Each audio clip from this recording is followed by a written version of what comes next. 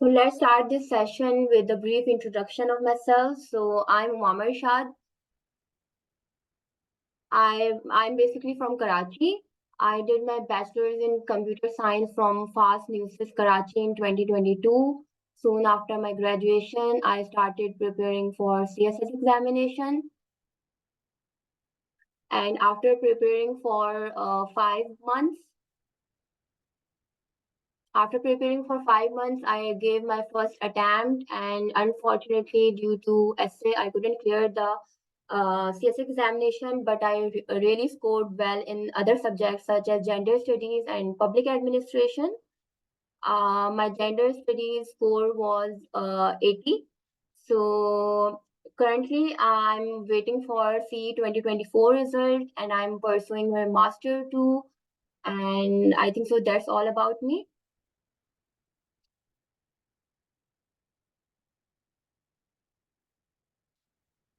Okay तो start करते हैं कोर्स आउटलाइन से बिकॉज कोर्स आउटलाइन इसलिए इम्पोर्टेंट है कि इस सेशन में हम इंशाल्लाह ये सेशन हम स्टार्ट करेंगे अप्रैल से।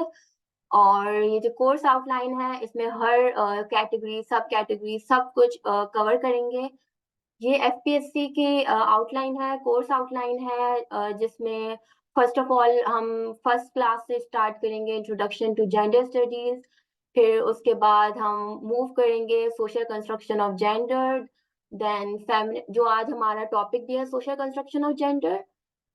फिर हमारा होगा फेमिनिस्ट थ्योरीज एंड प्रैक्टिस। ये one of the most important topics हैं बिकॉज फेमिनिस्ट थ्योरीज जो है वो हर बार एक ना एक क्वेश्चन एटलीस्ट जरूर आता है सीएसएस एग्जामिनेशन में।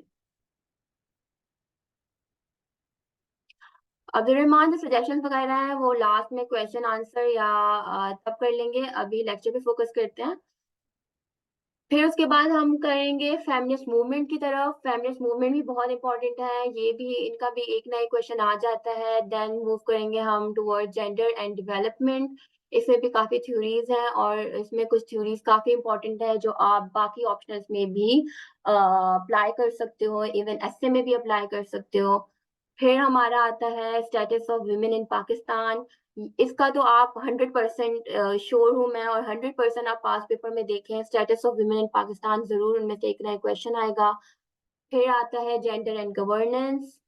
उसके बाद हमारे पास है gender based violence and case studies of Mukhtara Mai, Malala Yousafzai and Sharmeen Obaid चनाय।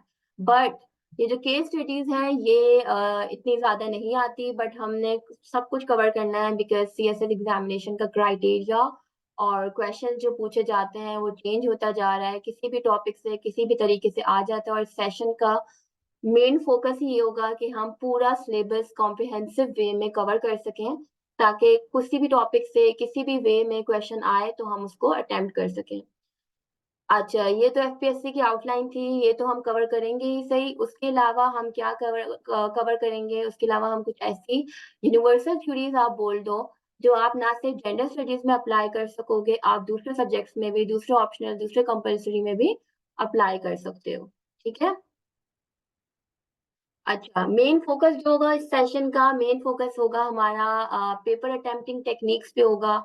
क्योंकि सीएसएस ये नहीं है कि आपको नॉलेज हो सब्जेक्ट की, आपको टॉपिक की नॉलेज हो। सीएसएस मोस्टली ये होता है कि आप राइट किस तरह कर सकते हो, आप क्वेश्चन को डाइसेक्ट किस तरह कर रहे हो, आप अटेम्प्ट कर भी पा रहे हो या नहीं कर पा रहे हो।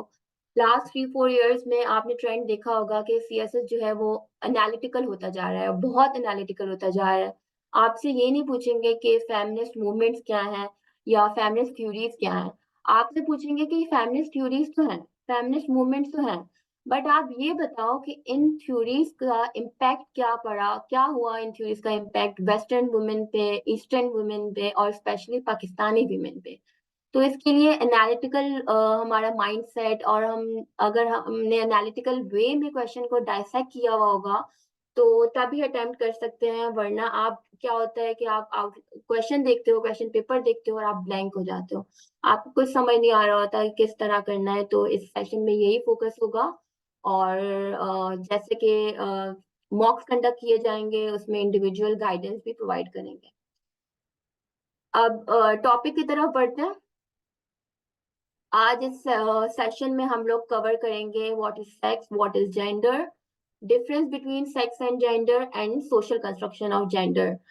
द रीजन कि मैंने ये टॉपिक क्यों चूज किया वो इस वजह से है कि जब तक आपको इन टर्म्स के बारे में डिफरेंस नहीं पता चलेगा, जब तक आपको इन टर्म्स के बारे में नॉलेज नहीं होगी, तब तक आप जेंडर स्टडीज को नहीं अंडरस्टैंड कर सकते। बिकॉज इसमें ऐसी टर्मिनोलॉजीज हैं, ऐसी थ्योरीज हैं जिसको समझने के लिए, जिसको अंडरस्टैंड करने के लिए आपको कोर कॉन्सेप्ट जो है वो क्लियर होने चाहिए। Just a second please.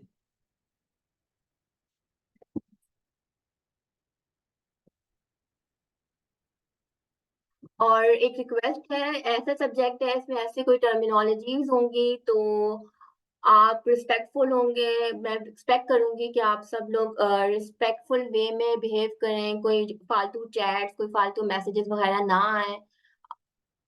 ठीक है, तो स्टार्ट करते हैं कि व्हाट इज सेक्स। सेक्स जो है ये एक बायोलॉजिकल स्टेटस है। ठीक है, सेक्स जो है बायोलॉजिकल स्टेटस है जो डिटरमाइन होता है by birth, at birth, ascribed at birth होता है। ठीक है, डिटरमाइन किस तरह होता है सेक्स, ये डिटरमाइन होता है through biological characteristic, through reproductive organs, through chromosomes, through hormones, through genes. ठीक है, it is a natural process. ठीक, एक नेचुरल प्रोसेस है जिसमें आपको बाय बर्थ ही एस्क्राइब कर दिया जाता है कि ये इंडिविजुअल या ये बेबी जो है ये मेल होगा, ये फीमेल होगा। और थर्ड जो है वो इंटरसेक्स, इंटरसेक्स वो इंडिविजुअल्स होते हैं जो ना ही कंप्लीटली मेल होते हैं ना ही कंप्लीटली फीमेल होते हैं। ठीक है, मतलब उनके रिप्रोडक्टिव ऑर्गन्स ना ही कंप्लीटली मेल होते हैं ना ही कंप्लीटली फीमेल वाले होते हैं। अच्छा, बट सेक्स जो है ये चेंज हो सकता है अब due to the advancement of modern science and technology. Sex change हो सकता है, it can be change through medical procedures. ठीक है, उसके अलावा इम्पोर्टेंट ये है कि जो ये सेक्स है ये प्रिवेलेंट होता है इन ऑल स्पीशीज। ये ना सिर्फ ह्यूमंस पे बल्कि non humans, other species, living things, cells, इन सब का प्रिवेलेंट होता है। ठीक है, और जो हमारा ये टर्म है इनइक्वालिटी, ये सेक्स से रिलेटेड नहीं होती। इनइक्वालिटी है एक, इनइक्वालिटी जो टर्म है ये रिलेटेड टू जेंडर है। ठीक है, और सेक्स में सोसाइटी का कोई रोल नहीं होता, सोसाइटी कोई रोल प्ले नहीं करती। फिर हम आगे बढ़ते हैं। Wait a second. ओके,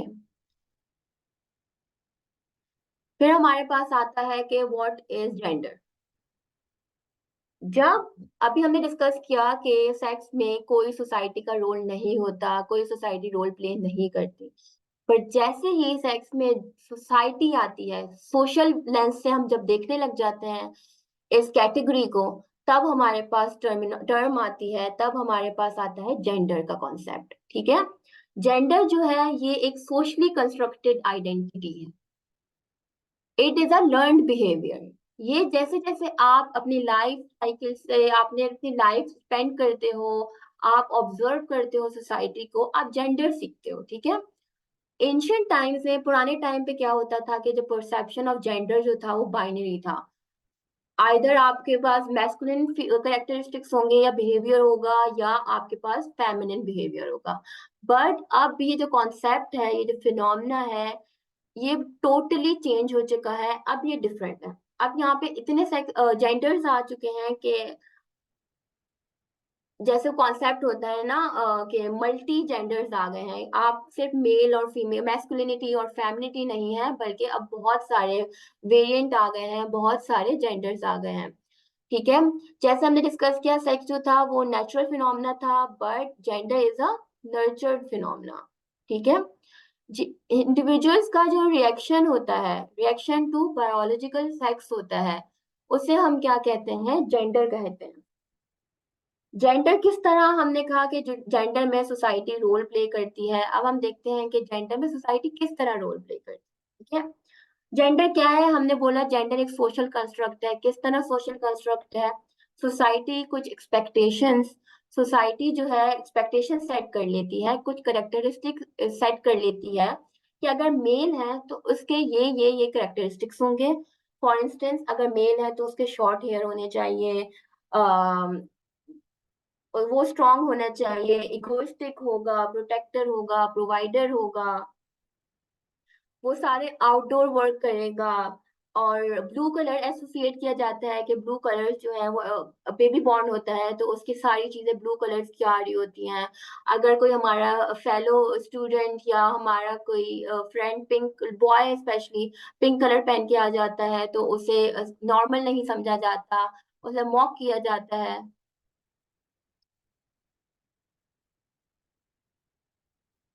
ठीक है। इसी तरह गर्ल्स की कौन कौन से करेक्टरिस्टिक्स होते हैं, गर्ल्स से पिंक कलर एसोसिएट किया जाता है। गर्ल्स को कहते हैं कि ये फ्रिजाइल होती हैं, सबमिसिव होती हैं। तो ये सारे क्या है, सोशली कंस्ट्रक्टेड है। ठीक है। ये कोई बायोलॉजिकल या नेचुरली कंस्ट्रक्टेड हमारा कोई फिनोमिना नहीं है, बल्कि सोसाइटी जो है वो कुछ एक्सपेक्टेशन सेट कर देती है, और एक्सपेक्टेशन को फुलफिल जब हम करते हैं तो वो क्या कहलाता है, वो जेंडर कहलाता है। ठीक है। अच्छा, एक इम्पॉर्टेंट बात ये करनी थी कि जेंडर स्टडीज में आपने अपने पर्सनल व्यूज नहीं लाना है। आप अगर फेमिनिस्ट नहीं हो तो आपने फेमिनिस्ट बनना है। आपने किसी भी जेंडर को, किसी भी कॉन्सेप्ट्स को, किसी भी थ्योरी को अपने रिलीजियस या अपने पर्सनल पॉइंट ऑफ व्यू से क्रिटिसाइज नहीं करना। जैसे कि स्पेशली मुस्लिम पाकिस्तानियों में, ईस्टर्न सोसाइटीज में स्पेशली, ये जेंडर जो डिफरेंट टर्म्स आ गई हैं इनको नॉर्मल नहीं समझा जाता, बट आपको ये सब कुछ नहीं करना।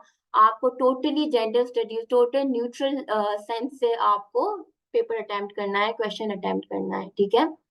फिर कुछ इंपॉर्टेंट टर्मिनोलॉजीज हैं जैसे कि ए जेंडर। ए जेंडर कौन से लोग होते हैं? ए जेंडर वो लोग होते हैं जो अपने आप को ना ही मैस्कुलिन कंसीडर करते हैं, ना ही अपने आप को फेमिनिन कंसीडर करते हैं। वो कहते हैं कि हम जेंडर पे बिलीव ही नहीं करते। कोई भी इंसान के लिए जरूरी नहीं है कि या तो वो अपने आप को मैस्कुलिन बोले ना, या वो अपने आप को फेमिनिन बोले।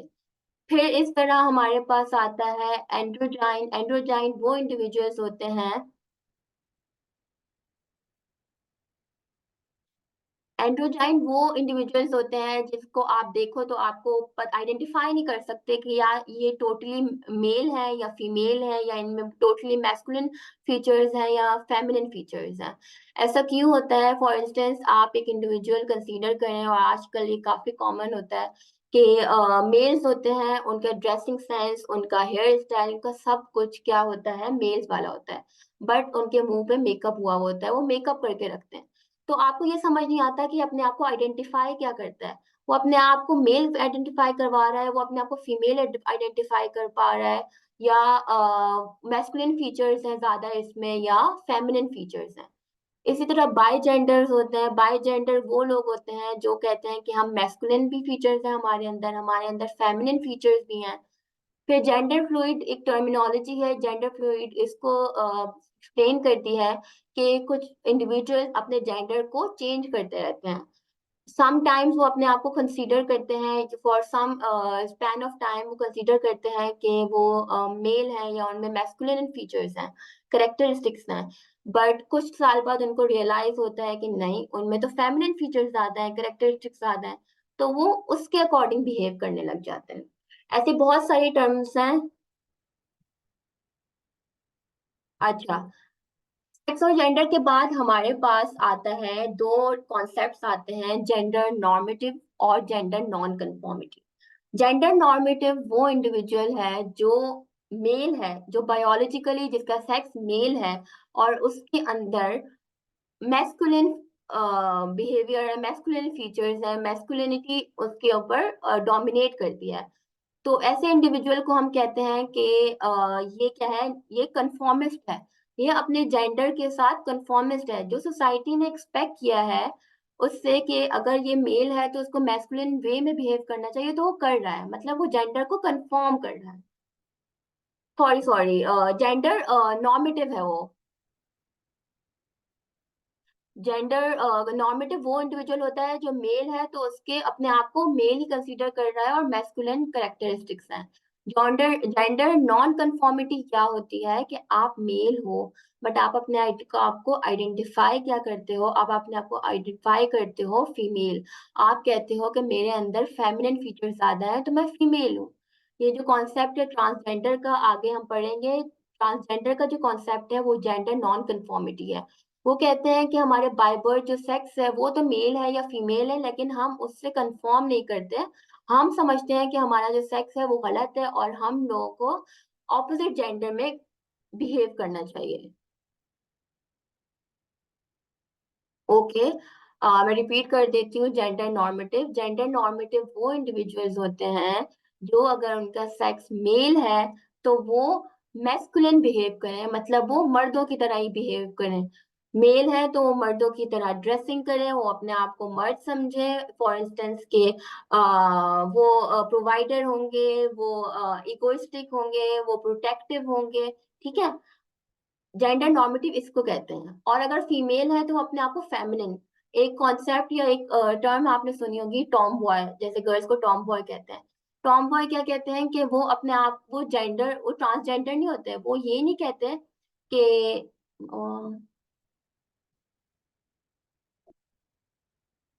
actually I don't know about that term. Anima Ridden, no, I don't know about that term. अच्छा, जेंडर नॉन कंफॉर्मिटी क्या होती है कि आपका जेंडर तो मेल है, बट आप अपने आप को क्या कंसीडर करो, आप अपने आप को कंसीडर करो कि मैं, मेरा जो सेक्स था वो सही नहीं है और मेरे में फेमिनिन करेक्टरिस्टिक्स हैं, तो आज के बाद से मैं अपने आप को आइडेंटिफाई करता हूँ as a female. Is it clear now? Chat box में प्लीज लिख दें, फिर मैं आगे बढ़ूंगी।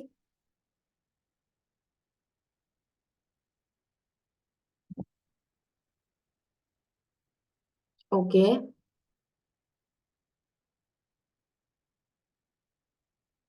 ठीक है। अब हमने ये अंडरस्टैंड कर लिया कि जेंडर क्या है, सेक्स क्या है। अब हम बढ़ते हैं कि इनके बीच में डिफरेंसेस क्या हैं। डिफरेंसेस भी तो पता होने चाहिए। तो अगर हम डिफरेंसेस की बात करें तो मोस्टली हमने डिस्कस भी कर लिए हैं कि सेक्स जो है वो बायोलॉजिकल आइडेंटिटी है। ठीक है। On the other hand, gender is basically social differences between mails and females, कि सोसाइटी की किस तरह उनको, सोसाइटी किस तरह उनके बीच में डिफरेंसेस क्रिएट करती है। जैसे हमने डिस्कस किया कि मेल्स हैं तो मेल्स के पास एसोसिएटेड होता है ब्लू कलर, फीमेल्स होते हैं तो एसोसिएटेड होता है पिंक कलर। तो ये सब क्या है, ये सोशल सोसाइटी ने क्रिएट किए हैं, सोसाइटी ने एक डिफरेंसेस क्रिएट किए गए हैं। ठीक है।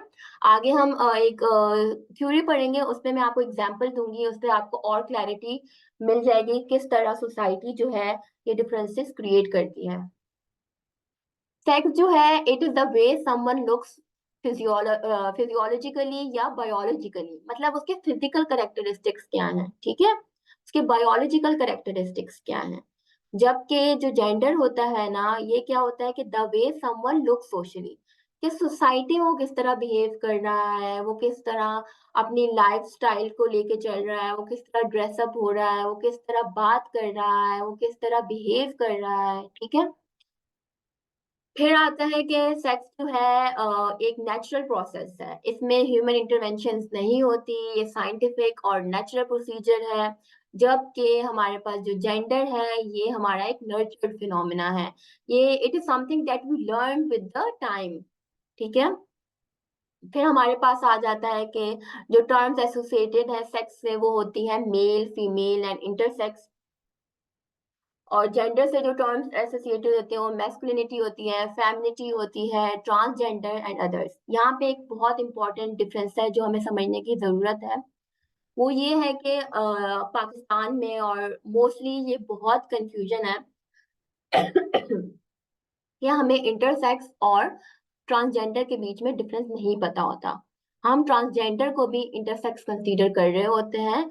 और ये जो रिसेंट ट्रांसजेंडर एक्ट के अगेंस्ट, बिल के अगेंस्ट जो ये सारे प्रोटेस्ट हुए थे सोशल मीडिया में, वो इनिशियली तो आप देखो जब आपको डिफरेंस नहीं पता होता कि उनके भी तो राइट्स होते हैं, बिकॉज हम बाय बर्थ सुनते हैं यार टर्म आ रहे होते हैं ट्रांसजेंडर ट्रांसजेंडर ट्रांसजेंडर।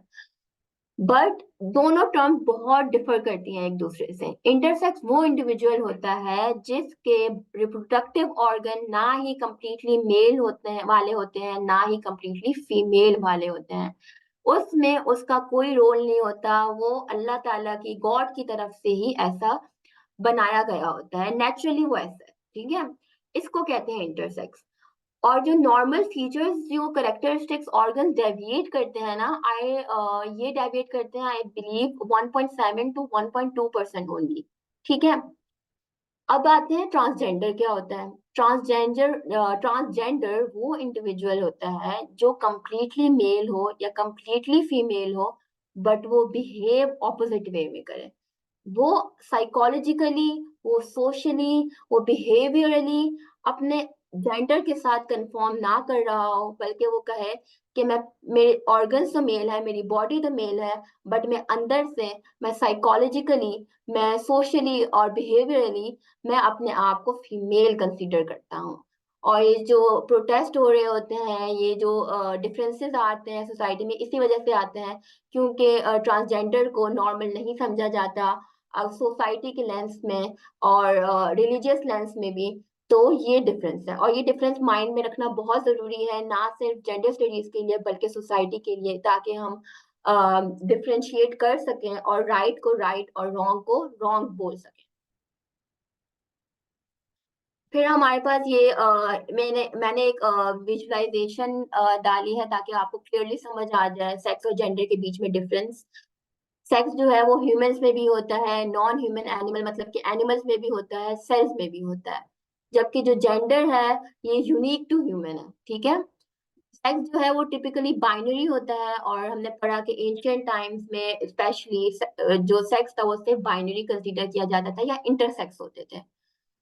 ये it is something that relates to biology, anatomy, physiology. और क्रोमोसोम्स है, क्रोमोसोम्स क्या है, क्रोमोसोम से आइडेंटिफाई किया जाता है कौन के इंडिविजुअल मेल है या फीमेल है। 2 क्रोमोसोम्स 23 क्रोमोसोम्स होते हैं, मतलब एक्स वाई जो क्रोमोसोम्स होंगे वो हमारे मेल्स के साथ एसोसिएटेड होते हैं, और एक्स एक्स जो क्रोमोसोम्स होते हैं वो फीमेल्स के साथ एसोसिएटेड होते हैं। हॉर्मोन्स इसी तरह मेल्स और फीमेल्स के हॉर्मोन्स जो हैं वो टोटली डिफरेंट होते हैं, मतलब आपस में बहुत डिफर करते हैं। फिर बिहेवियर जो होता है मेल्स और फीमेल का, Wajiya Saleem please don't do that. फिर हमारे पास जेंडर आ जाता है। अगर हम जेंडर की बात करें तो जेंडर जो है it is unique to humans. ये एक मल्टी फेस्ड और कॉम्प्लेक्स फिनोमिना है। ठीक है, जेंडर जो है ये चेंज होता जा रहा है ओवर टाइम। जैसे कि पहले ये सब कुछ इतना जेंडर की टर्म्स और ये जेंडर के कॉन्सेप्ट्स इतने नहीं थे। जैसे जैसे सोसाइटी इवॉल्व कर रही है, मॉडर्न टाइम से बहुत सारे जेंडर्स आ चुके हैं। ये डिफर कर सकता है सेक्स से, जैसे कि हमने बोला कि जो ट्रांसजेंडर होते हैं वो अपने सेक्स से डिफर कर रहे होते हैं, वो अपने सेक्स को कंसीडर नहीं करते राइट, और वो दूसरे ऑपोजिट सेक्स के अकॉर्डिंग बिहेव कर रहे होते हैं। फिर हमारे पास प्रोनाउंस आ जाती हैं, her, him and they. Her masculine, sorry, females के साथ एसोसिएटेड होता है, और हिम जो है वो मेल्स के साथ एसोसिएटेड होता है। फिर हमने पढ़ा कि एक हमारे पास होते हैं a gender individuals. A genders individuals जो होते हैं वो कहते हैं कि जेंडर न्यूट्रल होते हैं, वो कहते हैं कि हम कंसीडर ही नहीं करते, और वो प्रोनाउन यूज करते हैं अपने लिए दे। वो कहते हैं ना ही हम हर हैं, ना ही हम हिम हैं, हम दे हैं। फिर जो जेंडर है ये सोशल, कल्चरल, साइकोलॉजिकल और पॉलिटिकल कॉन्सेप्ट है, और ये किस तरह बिहेवियर और रोल से हम क्लियरली अंडरस्टैंड कर सकते हैं और सोसाइटी में एक्ट किया जाता है। यहाँ तक क्लियर है? प्लीज चैट में मुझे बता दें, फिर हम आगे बढ़ते हैं।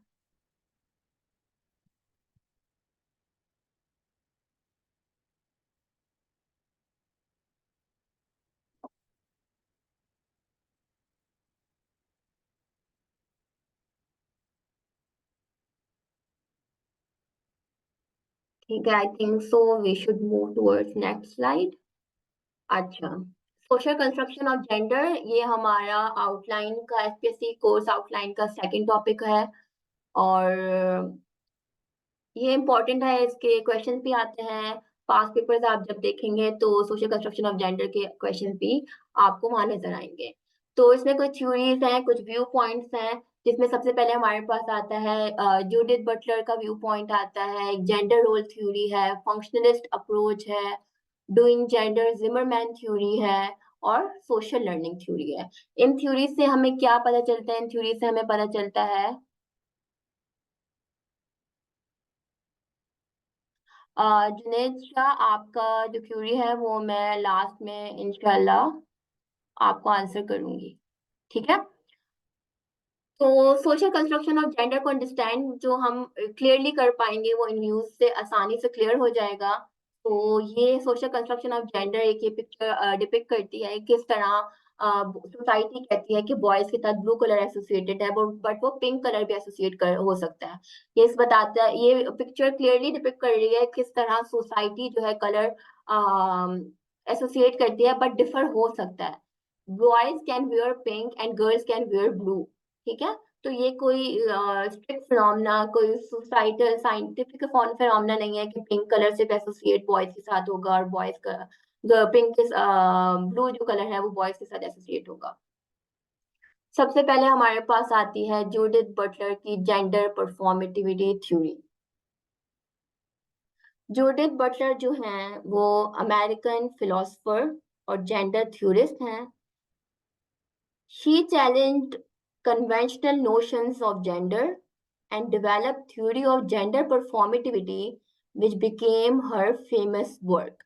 जूडिथ बटलर को अगर जाना जाता है, अगर ये नोन है, तो इनका जो वर्क है जो इनकी बुक में आता है जेंडर ट्रबल में, इनकी जो थ्योरी है जेंडर परफॉर्मेटिविटी की वजह से, इसकी वजह से ये मोस्टली नोन है, ठीक है। जूडिथ बटलर कहती हैं कि जेंडर जो है ये एसेंशियल कैटेगरी नहीं है, ऐसी कोई कैटेगरी एग्जिस्ट करती ही नहीं है, ठीक है। According to Judith Butler, it is constructed by social expectations and gender performance. सही है कि जो हमारे बिहेवियर हैं ये इस वजह से नहीं है कि कोई कैटेगरी है या हमारे इनर सेल्फ में कुछ ऐसे करेक्टरिस्टिक्स हैं जो हमें कंप्लाई करने हैं और जो हमें अडॉप्ट करने हैं, बल्कि ये क्या है, जस्ट सोशल एक्सपेक्टेशंस हैं, ठीक है। इसके कुछ मेन पोस्टुलेट्स हैं, मेन पॉइंट्स हैं। जो सबसे पहले इसका पॉइंट है, जूडी बटलर कहती हैं कि our identity is not fixed. जरूरी नहीं है कि मेल को मैस्कुलिन ही होना चाहिए, वो फेमिनिन हो सकता है। इसी तरह जरूरी नहीं है कि फीमेल को फेमिनिन होना चाहिए, वो मैस्कुलिन भी हो सकती है। और इसी तरह ये ट्रांसफॉर्म भी कर सकते हैं, ठीक है। फिर वो कहते हैं कि gender is built on pile of social and culture experience. There is no inner self. Whatever you are just because of outer world. आप जो भी बिहेव करते हो, आप जो भी इंसान हो, इस वजह से नहीं है। आपका जो भी जेंडर है वो इस वजह से नहीं है कि ये कोई इनर सेल्फ है, ये इस वजह से है कि सोसाइटी की वजह से है, सोसाइटी के इम्पैक्ट की वजह से, आउटर वर्ल्ड की तरफ से। फॉर इंस्टेंस, अगर एक मेल है वो बिहेव करना चाहे, इन स्पेशली इन पाकिस्तानी सोसाइटी, कि मैं फेमिनिन वे में मेरे अंदर फेमिनिन कैरेक्टरिस्टिक्स हैं और मैं आज से फेमिनिन वे में बिहेव करूंगा, तो वो नहीं कर पाता, ठीक है। क्यों क्यों नहीं कर पाता? Because of the society. Society की एक सेट्स किए हुए हैं, नॉर्म सेट किए हुए हैं, रूल्स एक्सपेक्टेशन सेट है, जिसकी वजह से वो बिहेव नहीं कर पाता।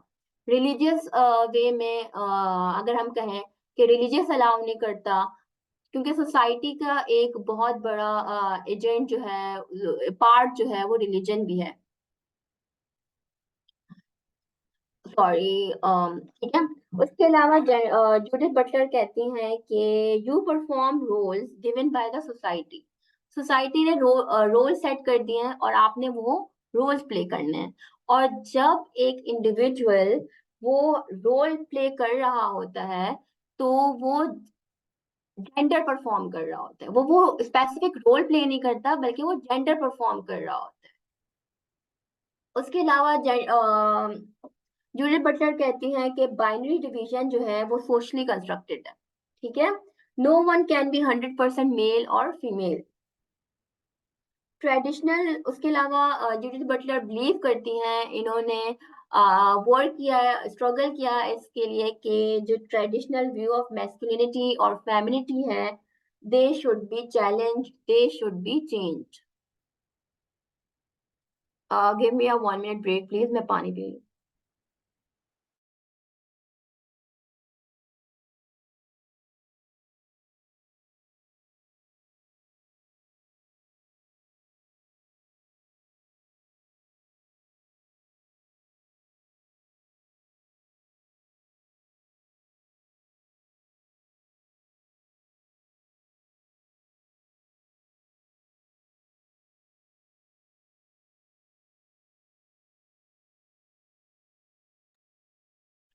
जूडिथ बटलर की जेंडर परफॉर्मेटिविटी थ्योरी के बाद हमारे पास आता है gender role theory.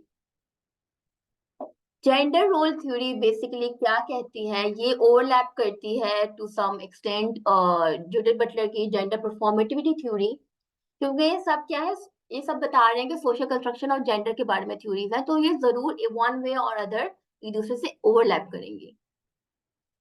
Gender role theory के अकॉर्डिंग कि जो women and man are given different roles in the society and continuity of this process construct gender.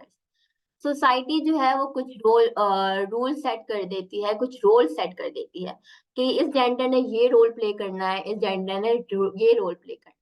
और जब वो ये जेंडर के अकॉर्डिंगली रोल प्ले कर रहे होते हैं, तो इस प्रोसेस की वजह से क्या होता है, इस प्रोसेस की वजह से जेंडर कंस्ट्रक्ट हो जाता है।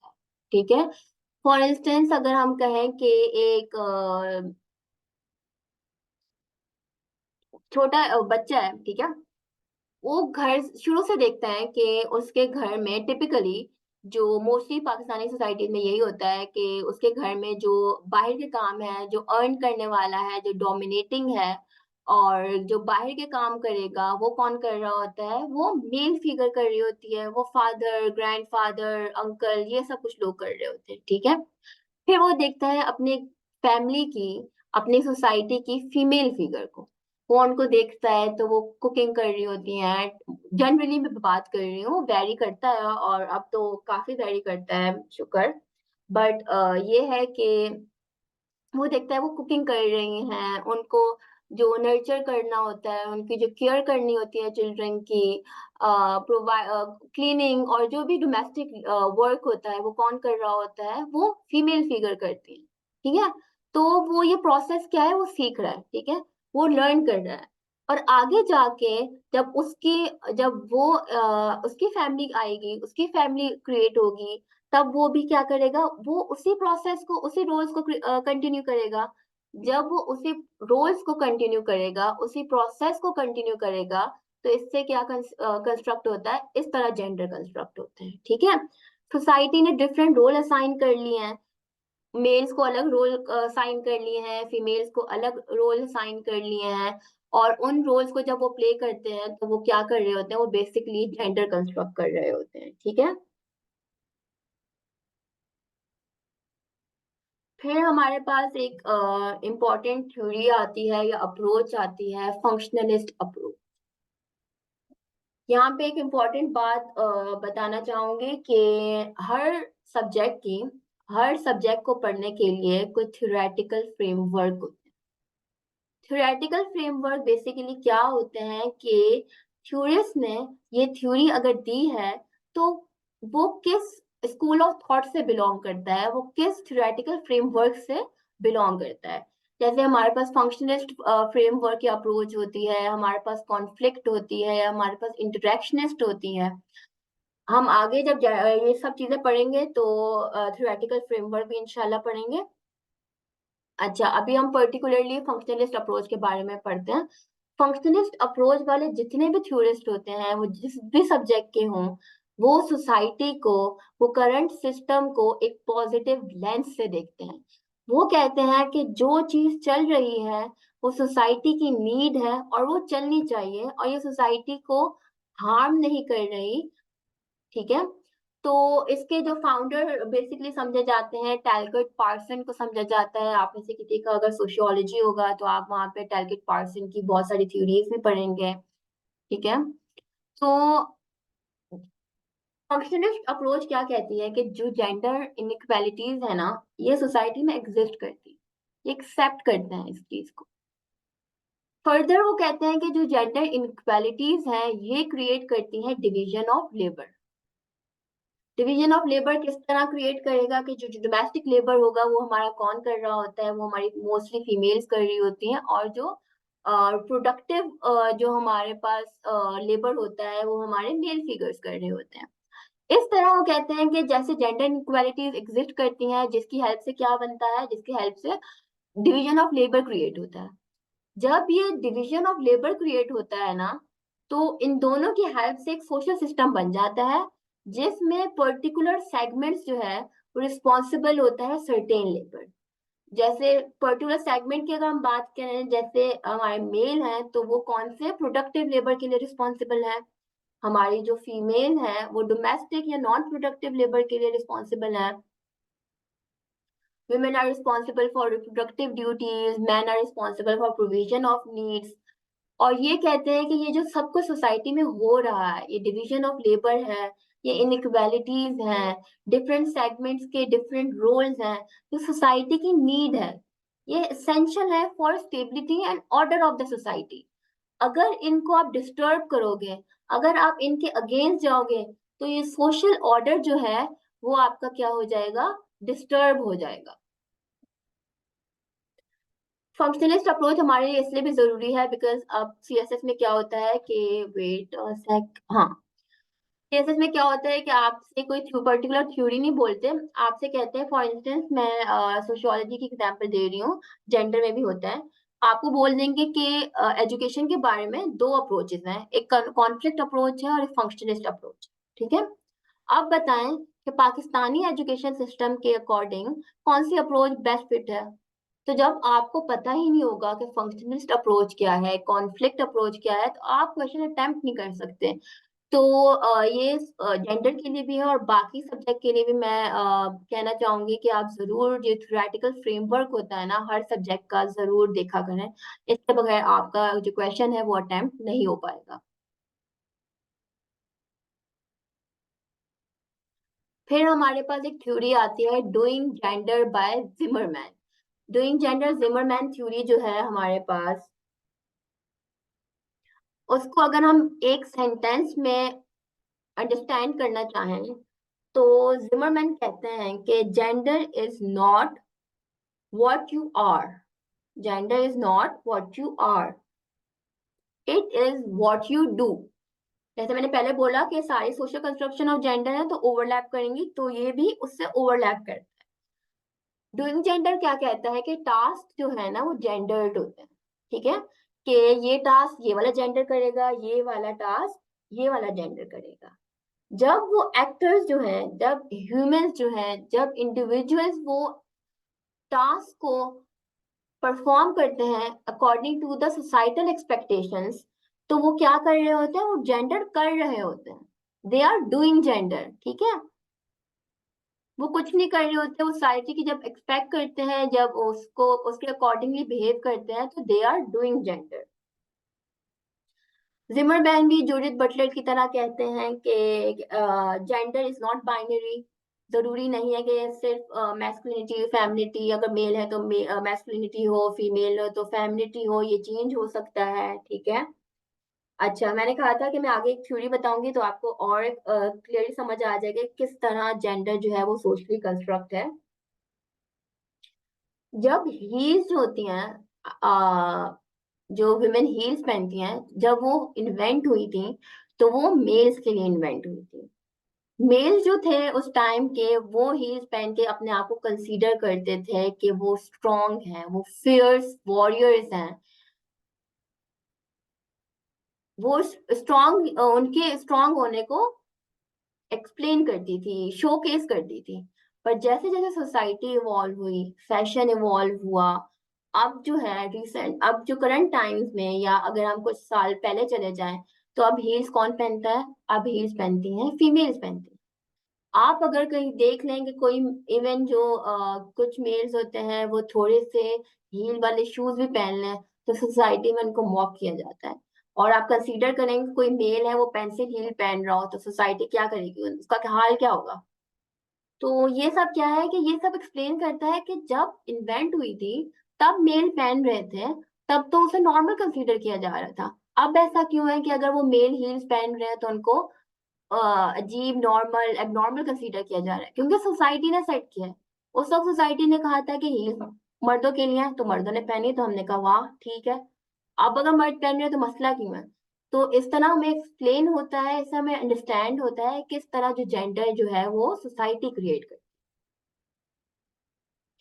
जैसे कि एग्जांपल है कि cooking, yard work, caring for children, ये सब काम किसके हैं, ये सब काम विमेन के हैं, ये सब काम फीमेल के हैं। आप किसी के घर जाओ, अगर आपका टिपिकल पेट्रियार्कल माइंडसेट है, आप देख लेते हो कि कोई मेल फिगर है वो अपने घर में झाड़ू लगा रहा होता है तो सब उनको मॉक करते हैं, नॉर्मल नहीं समझते। तो ये क्यों है, क्योंकि जेंडर को क्या कर दिया है हमने, टास्क को जेंडर्ड कर दिया। सोसाइटी उसको नॉर्मल समझती है, अगर वो उसके अकॉर्डिंग ना हो तो उसे नॉर्मल कंसीडर किया जाता है, उसे मॉक किया जाता है। ठीक है, आई होप यहाँ तक क्लियर हो। ठीक है, अब हमारी आई बिलीव ये लास्ट है, social learning theory. Social learning theory क्या कहती है कि जेंडर जो है वो लर्न्ड बिहेवियर है, ये सीखा जाता है। ठीक है, जो ह्यूमन है वो जेंडर किस तरह सीखते हैं, वो through primary and secondary socialization है।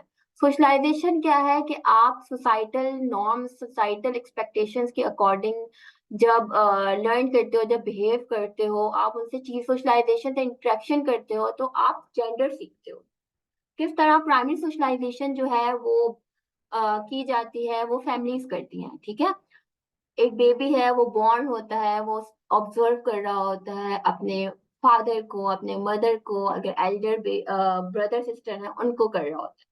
वो देख रहा होता है कि औरतें जो हैं या फीमेल फिगर हैं वो काम कर रही हैं, वो सबमिसिव हैं, जो मेल्स हैं वो प्रोडक्टिव रोल प्ले करते हैं, और वो डोमिनेटिंग है। तो वो क्या सीख रहे हैं, वो सिंस अर्ली एजेस जो हैं वो क्या सीख रहे हैं कि ये अगर मेल है तो ये इस तरह बिहेव करेगा, फीमेल है तो इस तरह बिहेव करेगी। इवन हम लोग तो खेलते थे घर घर वाला, उसमें भी अगर हम घर घर वाला खेलते थे तो कोई बॉय होता था तो वो जाके वो जाता था मैं काम पे जा रहा हूँ, मैं जॉब करने जा रहा हूँ। और जो लड़कियां होती थी वो खाना बनाती थी छोटे छोटे बर्तनों पे। तो ये किस तरह सीखते हैं, उनको नेचुरली तो उन्होंने नहीं सीखा ना। उन्होंने किस तरह सीखा, उन्होंने सोसाइटी से सीखा, उन्होंने अपनी फैमिली को ऑब्जर्व किया, उन्होंने सोसाइटी को ऑब्जर्व किया। इस तरह पे सेकेंडरी सोशलाइजेशन में हम आते हैं तो बच्चा गया कहाँ गया, स्कूल गया। स्कूल में वो सीख रहा है, थ्रू टेक्स्ट बुक सीख रहा होता है। अगर याद हो कि हमारे इस टाइम पे क्या होता था, उर्दू की बुक्स होती थी, उसमें अभी भी उर्दू की बुक्स होती थी, उसमें अगर प्रोफेशन अगर डॉक्टर का दिखाया गया है, टीचर का दिखाया गया है, या हाउस वाइफ दिखाई गई है, तो हाउस वाइफ मतलब डोमेस्टिक वर्क दिखाया गया है तो वो हमारी फीमेल्स कर रही होती थी। इसी तरह अगर हमारे बॉयज को दिखाया गया है तो वो उनको कौन से प्रोफेशन दिखाए जाते थे, उनको दिखाए जाते थे इंजीनियर्स हैं, एस्ट्रोनॉट्स हैं।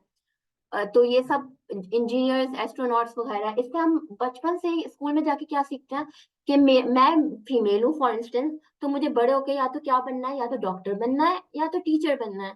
आप किसी छोटे बच्चे से पूछो, अब तो बहुत अवेयरनेस आ गई है, उनसे पूछो कि क्या बनना चाहते हो, कि छोटी सी बच्ची तो वो बोलेगी या तो मैं डॉक्टर बनना चाहती हूँ या मैं टीचर बनना चाहती हूँ। तो ये किस तरह है कि मतलब सोसाइटी से through primary socialization, through secondary socialization, जो इंडिविजुअल्स हैं, जो बच्चे हैं, वो सीखते हैं कि क्या जेंडर है तो किस तरह बिहेव करना है, कौन सा जेंडर है तो किस तरह बिहेव करना है। इसी तरह फ्रेंड्स जो हैं, हम फ्रेंड्स से भी सीखते हैं, मीडिया जो है फ्रेंड्स से किस तरह सीखते हैं, ये इंपॉर्टेंट है। जैसे कि अब ट्रेडिशनल जो हमारे प्रैक्टिसेस थी वो अब थोड़ी डेविएट हो गई हैं। अब हम देखें तो अक्सर घरों में, अक्सर फैमिलीज में जो मदर्स होती हैं वो भी वर्किंग वुमेन होती हैं। ठीक है, तो फॉर इंस्टेंस एक दो फ्रेंड्स हैं, एक एक घर में तो ट्रेडिशनल सेट्स ऑफ एक्सपेक्टेशंस और परफॉर्म किया जा रहा है कि हाउस वाइफ है उसकी मदर, जब वो अपने फ्रेंड से मिल रहा है उसने पहली दफा देखा कि उसके फ्रेंड की मदर जो है वो वर्किंग वुमेन है, तो उसके लिए क्या होगा, ये एक शॉकिंग सा होगा कि मेरी अम्मी जो है वो तो घर के काम करती हैं, उसकी अम्मी तो अब्बू वाले काम कर रही है, वो तो काम कर रही है। तो इस तरह उसने क्या सीखा, उसने ये सीखा कि जो फीमेल्स हैं वो भी क्या काम कर सकती हैं, वो भी प्रोडक्टिव रोल कर सकती हैं, प्ले कर सकती हैं, वो भी क्या वर्किंग वर्किंग इंडिविजुअल हो सकती हैं। तो इस तरह उसने क्या सीखा, उस बच्चे ने सीखा कि किस तरह उसके फ्रेंड से सीखा है किस तरह जेंडर चेंज भी हो सकता है, जरूरी नहीं है कि जेंडर रोल्स जो है वो चेंज भी हो सकते हैं। फिर मीडिया जो है वो कार्टून्स देख रहा होता है, कार्टून्स के थ्रू भी होता है, हमारी टेलीविजन हमारी फिल्म्स जो है ड्रामास जो है वो भी क्या है, वो हमें जेंडर सिखाती हैं कि ड्रामास में देखें तो मोस्टली जो फीमेल एक्टर्स होती हैं वो खाना पका रही होती हैं और वो बाहर से आ रहे होते हैं, मेल बाहर से आ रहे होते हैं, फिर उनको प्रोवाइड करते हैं, उनको बेसिक नेसेसिटीज प्रोवाइड करते हैं। तो इस तरह मीडिया से भी सिखाते हैं। इसी तरह बहुत सारे और एजेंट्स भी होते हैं जिसकी हेल्प से आप सोशली जो है वो क्या सीखते हो, वो जेंडर सीखते हो। अच्छा, कुछ टिप्स एंड ट्रिक्स हैं जेंडर स्टडीज में कि किस तरह मैंने 80 मार्क्स स्कोर किए थे जेंडर स्टडीज में। तो उसके लिए एक इम्पॉर्टेंट, हम जैसे जैसे ये सेशन होगा, जैसे जैसे क्लासेस होंगी, उससे और क्लियर होता जाएगा और टिप्स दी जाएंगी। बट अभी के लिए ये है कि जेंडर स्टडीज में आपको सोशल साइंस सब्जेक्ट का एक सबसे बड़ा बेनिफिट ये है कि आपको जरूरी नहीं है कि आपको एग्जाम्पल या केस स्टडीज देने के लिए आपको कोई बुक पढ़नी पड़ेगी या आपको कोई रिसर्च पेपर पढ़ने पड़ेंगे कि इस कंट्री में इस तरह हो रहा है, इस कंट्री में इस तरह हो रहा है। सोशल साइंसेज का ये बहुत बड़ा बेनिफिट ये है कि ये कुछ ऐसी चीजें होती हैं, कुछ ऐसे एग्जाम्पल्स केस स्टडीज होते हैं जो आप खुद एक्सपीरियंस कर रहे होते हो। आप हरासमेंट खुद एक्सपीरियंस कर सकते हो, आप बाहर जाते हो, आप बाहर जाते हो, एक एक्सपीरियंस करते हो। आप अगर वर्किंग हो, वुमेन हो, तो आप वर्क प्लेस हरासमेंट एक्सपीरियंस करते हो, आप अपने फ्रेंड से सुनते हो। ये सब चीजें क्या है कि आप लोगों को, आप इंस्टाग्राम स्क्रॉल कर रहे हो फॉर इंस्टेंस और आपको एक रेप केस की न्यूज आ गई, तो क्या हो गया कि मतलब आपके माइंड में तो था।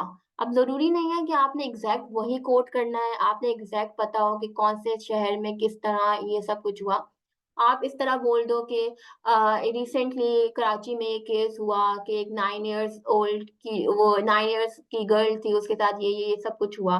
तो आप इस तरह कोट कर सकते हो। तो इन शॉर्ट कि आपने क्या करना है, आपने ज्यादा से ज्यादा एग्जाम्पल्स और केस स्टडीज कोट करनी है। आपके पास फॉर इंस्टेंस कोई स्टडी और वो नहीं आ रही, केस स्टडीज का एग्जाम्पल नहीं है, तो आप फैक्ट्स डालो।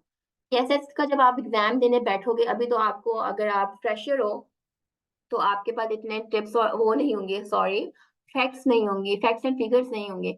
बट जैसे जैसे आप आओगे, आप डिफरेंट कोर्सेज पढ़ोगे, सब्जेक्ट्स पढ़ोगे, आप न्यूज़पेपर पढ़ोगे, ऐसे के लिए प्रिपेयर होगे, तो आपके पास बहुत सारा एक ना डेटाबेस बन जाएगा माइंड में।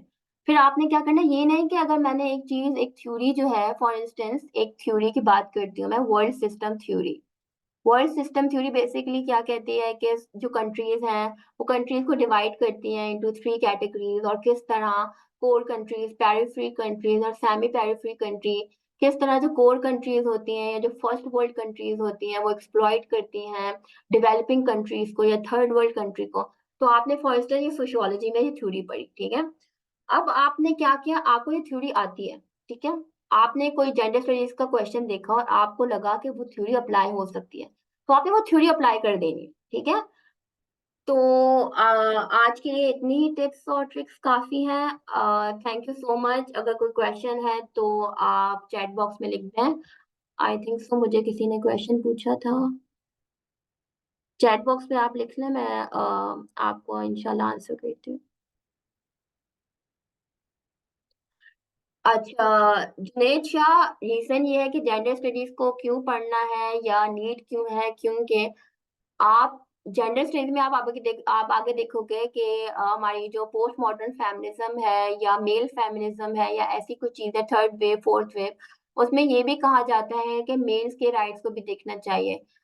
अगर हम जेंडर स्टडीज पढ़ रहे हैं या सिर्फ विमेन सेंट्रिक है, वो इस वजह से है कि अगर हम कोई सब्जेक्ट पढ़ते हैं ना, और इनइक्वालिटीज या राइट्स किसी एक सेगमेंट को नहीं मिल रहे होते, तो फिर हम उसी सेगमेंट को करेंगे। एक इंसान की लाइफ नॉर्मल है, उसे राइट्स मिल रहे हैं, मोस्टली राइट्स मिल रहे हैं, इवन एक्सप्लॉइट करने वाला ही मोस्टली वो है, मैन है। तो हम क्यों ये पढ़ेंगे कि किस तरह मैन को एक्सप्लॉइट किया जाता है या किस तरह वो मैन सेंट्रिक नहीं हो सकती। इसी तरह जो रीजन है कि जेंडर स्टडीज विमेन सेंट्रिक है, इसी वजह से है कि बहुत सालों से सिंस एंशियंट टाइम्स वुमेन जो है इनइक्वालिटीज का शिकार है, हरासमेंट का शिकार है। इस वजह से जेंडर स्टडीज है ना, इस वजह से ये विमेन सेंट्रिक होती है।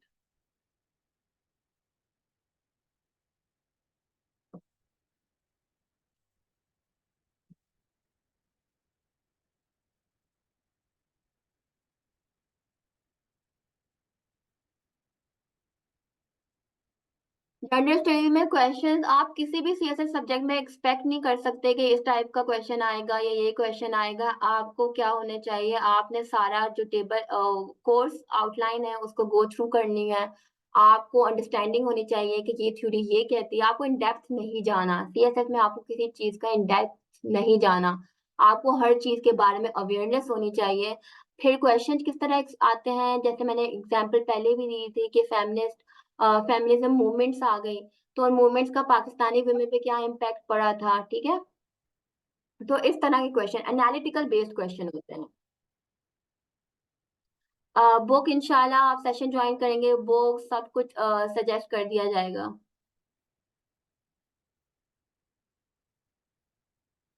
बिल्कुल क्रिएटिव कंसीडर किया जाएगा, बल्कि इसी पे वो आपको ज्यादा मार्क्स देगा। यही रीजन थी जिसकी वजह से मुझे 80 स्कोर मिला था, क्योंकि मैंने थ्योरीज अप्लाई की थी।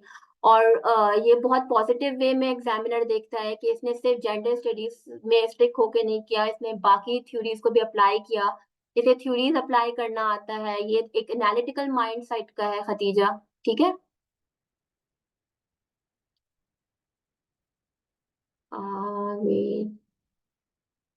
सिलेबस बुक्स वगैरह सब शेयर किए जाएंगे, रिकमेंडेड रिसर्च पेपर भी शेयर किए जाएंगे इस सेशन में।